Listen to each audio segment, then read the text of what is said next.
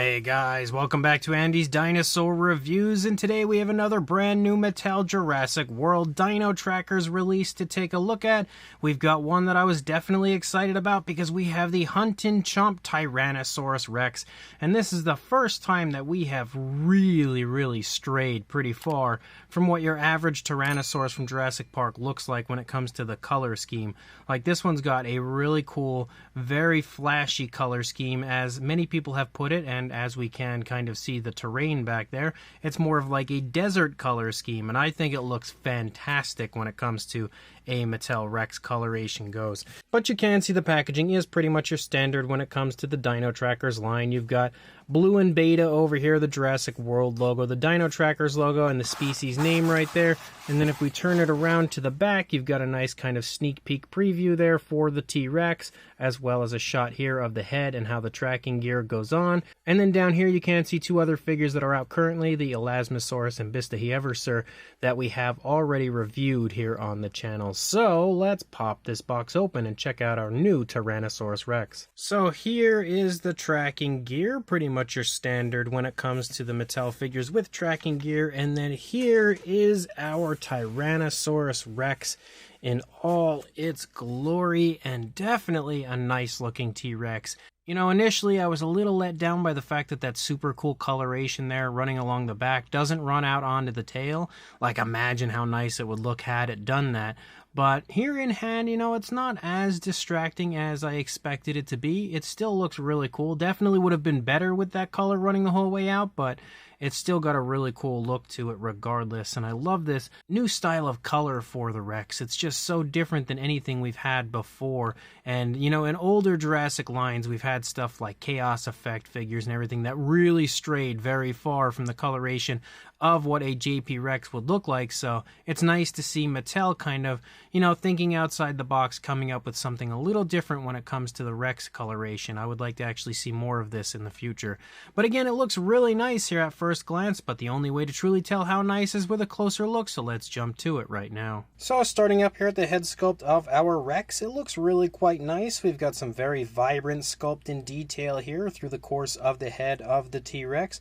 Really nice kind of large scaling running along the jawline and leading up here in front of the eye. We've got a really nice dark variation of a brown that circles and borders around the eye, leads out into the palate, and obviously lightens a bit once it reaches out there. And you can see that we have this kind of light brown for the majority of the color of the face, and then this yellowish tone that picks up there on the top of the head. It looks really nice as far as the paintwork goes, very nice as far as the sculpt goes.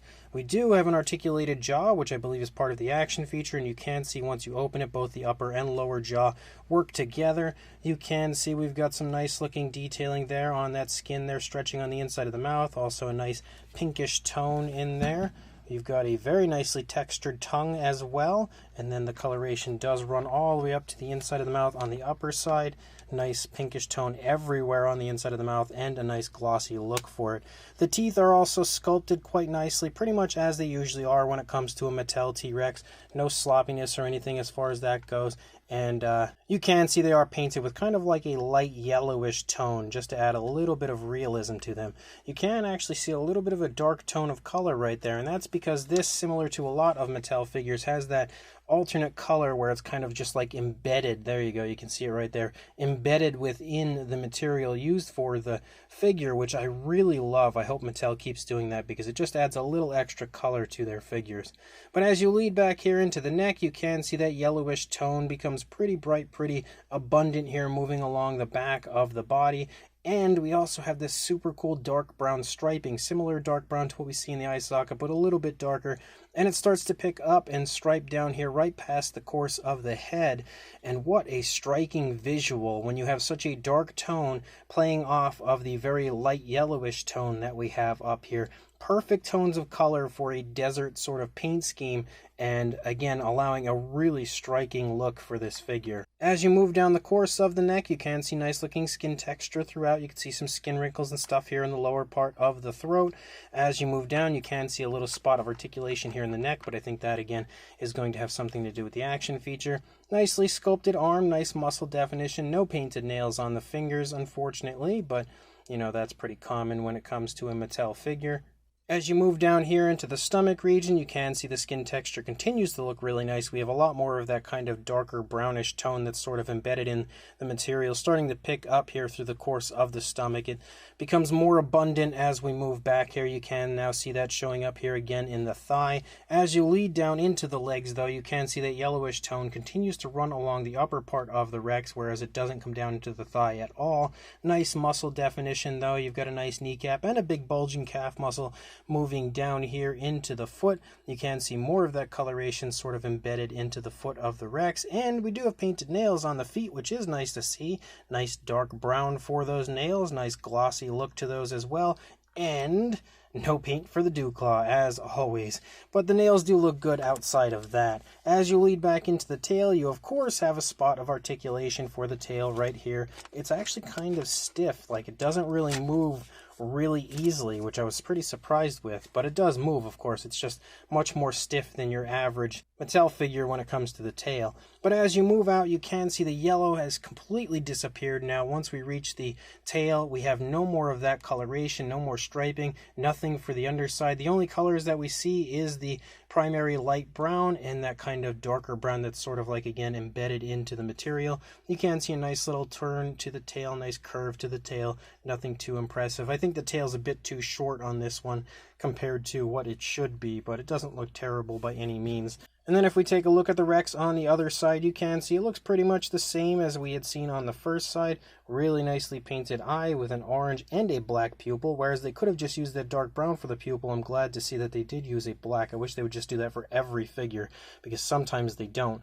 But as you move down, everything looks pretty much just as nice over here as it did on the initial side. Nice and consistent. You've got the arms and everything sculpted the same way. The legs are positioned differently. The leg on this side is trailing, whereas the leg on the initial side is leading, so there is a little difference as far as that goes, but nothing too out of the ordinary over here compared to what we had seen on the first side. And then for the, if I can get this up here, the Jurassic Facts app code. If you would like to add this Rex to your collection, there you go. So we'll go ahead and pop that back down. Definitely a really cool looking figure. I would have liked to have seen some coloration on the underside. Unfortunately, we don't have anything going on the underside, so there's not a lot as far as paint apps go for the Rex, but it does still look really cool and really striking. And then when it comes to the tracking gear, you can see it's pretty much your standard when it comes to what you usually see for tracking gear from Mattel. You can see no real color or anything added to it, just a dark brown tone, but it is very highly detailed. You can see the sculpt looks absolutely phenomenal as you move through the course of the tracking gear. So they did do a great job as far as the sculpt goes, just no color variation, but that's pretty, common when it comes to this sort of thing. So let's throw it on the Rex and we'll check it out from there.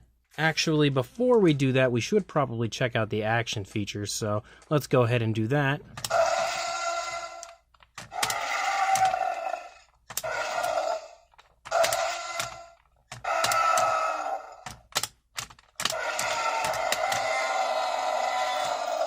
So I love the sounds. The sounds are awesome. I also like the action feature. I think it's pretty cool how the Rex will just turn its head and stuff.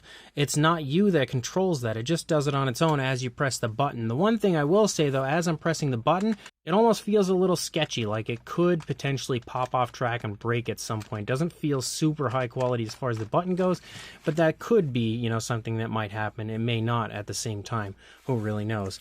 But the tracking gear, to get this on the Rex, I think I have to undo this. And then here is our Rex with the tracking gear on, looking really cool. Again, I would love to see actual capture gear, because we did see a little bit of that in the JP 30th anniversary line, but I would love to see the capture gear enter the Mattel line on the main line rather than tracking gear. But it is still really cool regardless to have any kind of gear like that. Really throws you back straight to the Jurassic Park toy line. As far as the size goes, for a length you are looking at about 19 3/4 inches, or around 50 centimeters, and then for a height to the top of the head, about 7.5 inches, or around 19 centimeters, maybe a little bit over. For a size comparison, there is Mr. Papo T-Rex, the Attack Pack Colovosaurus, and Robert Muldoon from the Mattel Jurassic World toy line next to our Hunt N Chomp Tyrannosaurus Rex. And you can see, in typical Mattel fashion, it definitely has a very good size to it, as all Tyrannosaurs from Mattel usually do. But for a size comparison that I think is really going to help out, and we're not going to mess with a whole bunch of different size comparisons, we're just going to go straight to the comparisons that I think are going to do us the most good. There is the Extreme Damage T-Rex next to the Hunt N Chomp version. So you can see the Extreme Damage version of the T-Rex is pretty much the same size as the Hunt N Chomp version. They are not far off. Definitely newly sculpted aspects to the figure. I actually think maybe the figure might have used some of the old parts, but it definitely has been retextured. Like, we had the same stance and everything for it. Almost looks like the tail curves in a similar way and everything, but it definitely, if there are any parts of the older Rex that were used for this, it's definitely been fully retextured. It looks quite a bit different when it comes to the fine detail. But if you happen to have an Extreme Chompin' or the Extreme Damage T-Rex in your collection, you are definitely going to have a very good idea of the size of this Hunt N Chomp version. And here you can see we have the epic Roarin' T-Rex next to the Hunt N Chomp version. And you can see once we hit this size range, we are now out of the size range of the Hunt N Chomp version, definitely getting a little bit larger, which, if you think about it, is a little bit of a bummer because the Hunt N Chomp version of the T-Rex is about $35, whereas the Extreme Damage T-Rex was about $20. So you're adding $15 onto the price of this figure just to kind of give us some sounds, and that's really about it because the paint apps aren't all that far off. In fact, I think there might have been a little more paint apps on the Extreme Damage version. So an increase in price by about $15, but not a whole lot different overall as far as the T-Rex goes. Though I do like the addition of the sounds for a figure of this size because we don't get that too often.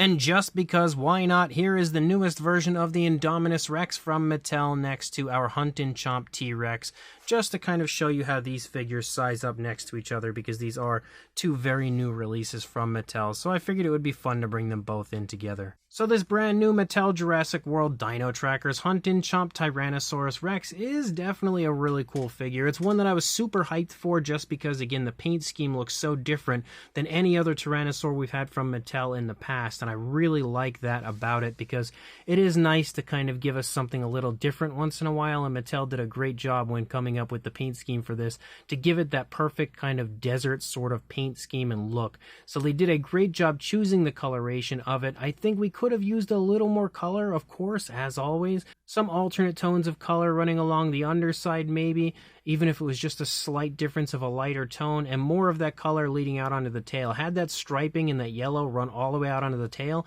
it would have easily been one of the most striking Tyrannosaurs Mattel has released yet. Even excluding the fact that they didn't do that, it still looks really nice to me, but it would have looked better that way. The sculpt is great, though. There's a lot of really nice detail throughout. Very vibrant, very impressive sculpt and detail, as you always find for a Mattel figure. So no laziness when it comes to the sculpt to fine detail. It definitely has an incredibly well done sculpt. Larger than we need feet and everything, as always, but you know, that's just to be expected, I would think, at this point, especially because this line specifically is made for kids. So, of course, well, it's made for kids and adult collectors. But if kids are going to be playing with it, they probably want something that's going to stand pretty firmly, you know, when they're kind of tossing them around. But I think they did a very good job overall on the sculpt, and the actual action features pretty cool. Definitely a little different than what we usually have, so I like that as well.